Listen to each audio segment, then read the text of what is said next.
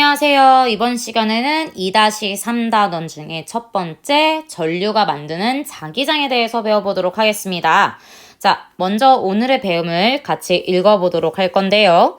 전류가 흐르는 도선 주위에 자기장이 생기는 것을 관찰하실 수 있어야 합니다. 자, 그렇다면 탐구 과정을 먼저 실험 영상으로 보고 오도록 하겠습니다. 이번 시간에는 코일에 전류가 흘렀을 때 과연 이 주변에 자기장이 어떻게 되는지, 생기는지 안 생기는지, 혹은 생긴다면 어떻게 생기는 건지 등등을 관찰해보는 실험을 해보도록 하겠습니다. 지금 현재 전원장치의 플러스 극을 빨간색 집게 전선으로 연결해 놓았고요. 오른쪽에 연결해 놓았고요. 그 다음에 전원장치의 마이너스 극을 왼쪽에 연결해 놓은 상황입니다. 그렇다면 이 코일에 전류가 흐르게 될 경우 어디서 어디로 전류가 흐를까요? 바로 오른쪽에서 왼쪽으로 전류가 흐르게 되겠죠. 자, 그렇다면 이번에는 직접 전류가 흐르지 않았을 때와 전류가 흘렀을 때를 비교해보는 실험을 해볼 건데, 지금 먼저 전원장치의 전원이 꺼져 있습니다. 그렇다면 전류가 흐를까요? 안 흐를까요? 흐르지 않는 상황이에요. 자, 흐르지 않는 상황에서의 나침반의 모습을 관찰해보면은 나침반 자침의 N극, 즉 빨간색으로 표현된 것이 바로 거의 다 같은 방향을 가리키고 있다는 것을 알 수 있습니다. 자, 그런데 이번에 전원장치에 전원을 켜서 전류를 흐르게 해줬을 때 어떤 모습이 나타나는지 한번 보도록 할게요. 하나, 둘, 셋. 자, 여러분들 지금 나침반의 자침, 빨간색 부분이 나침반의 자침의 N극의 부분이 변화된 것을 관찰하셨나요? 지금 현재 여러분들이 관찰한 모습을 바로 탐구활동지에다가 기록해 주시길 바랍니다. 자, 이번에는 지금 전원장치의 전류 방향을 바꿔보았는데요. 자, 검정색 집게전선을 바로 플러스에 연결해서 플러스에 연결된 것이 바로 코일의 왼쪽에 연결되도록 했고요. 그 다음에 마이너스 극을 코일의 오른쪽에 연결해 보았습니다. 자, 이렇게 집게전선의 위치를 교체하게 되면은 전류의 흐르는 방향이 반대로 바뀌게 되는데요. 지금 현재 왼쪽이 플러스, 오른쪽이 마이너스이기 때문에 코일에 전류가 흐르는 방향은 이전 실험과 달리 반대로 왼쪽에서 오른쪽임을 알 수 있습니다. 자, 그렇지만 지금 전류가 흐르지 않는 코일 주변의 나침반의 모습을 보았을 때는 지금 모습이 아까와 동일하게 같은 방향을 가리키고 있다는 것을 알 수 있어요. 자, 그렇다면 이번에 전류의 방향을 바꿔서 나침반의 모습이 어떻게 변화되는지 같이 관찰해 보도록 할게요. 하나, 둘, 셋.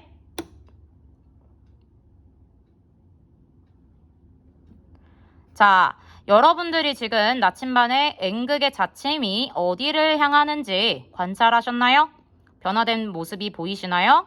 자, 아까와 비교하기 전에 먼저 탐구활동지에 전류의 방향이 바뀐 상태도 마찬가지로 기록해주세요. 그 다음에 우리가 함께 이렇게 전류가 바뀌는 것이 어떻게 변화를 일으키는지 한번 같이 정리해 보도록 하겠습니다. 자, 그렇다면 실험 결과를 같이 정리해 보도록 하겠습니다. 자, 그러면 첫 번째 나침반이 가리키는 방향을 N극은 빨강색, S극은 파란색으로 나타내 보았더니 다음과 같이 나타난 것을 확인할 수 있었습니다. 자, 그렇다면 자기장의 방향은 나침반 바늘에 N극이 가리키는 방향이라 했었죠. 그렇기 때문에 우리 한번 따라가 보며 자기장의 방향을 그려보도록 하겠습니다. 첫 번째, 전류가 위로 올라갈 때는 자기장이 다음과 같이 이런 식으로 자, 돌아가고 마찬가지로 이렇게 움직이고 있다는 것을 반대로 이렇게 가고 있다는 것을 알 수 있었습니다. 자, 이렇게 코일의 왼쪽을 통과하는 방향으로 자기장이 생겨서 다시 돌아서 코일 안쪽으로 들어가는 방향, 이렇게 회전하는 방향임을 알 수 있고요.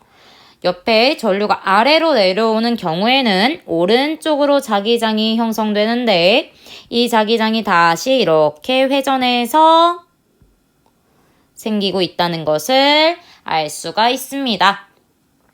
자, 그렇다면 이 내용을 바탕으로 해서 전류의 방향만을 바꾸었을 때 나침반 바늘이 가리키는 방향의 변화에 대해서 한번 써보도록 할까요? 지금 전류가 위쪽으로 흐를 때와 아래쪽으로 흐를 때 전류 방향이 이렇게 반대가 되었더니 나침반 바늘이 가리키는 방향의 변화도 반대로 변했음을 알 수 있습니다.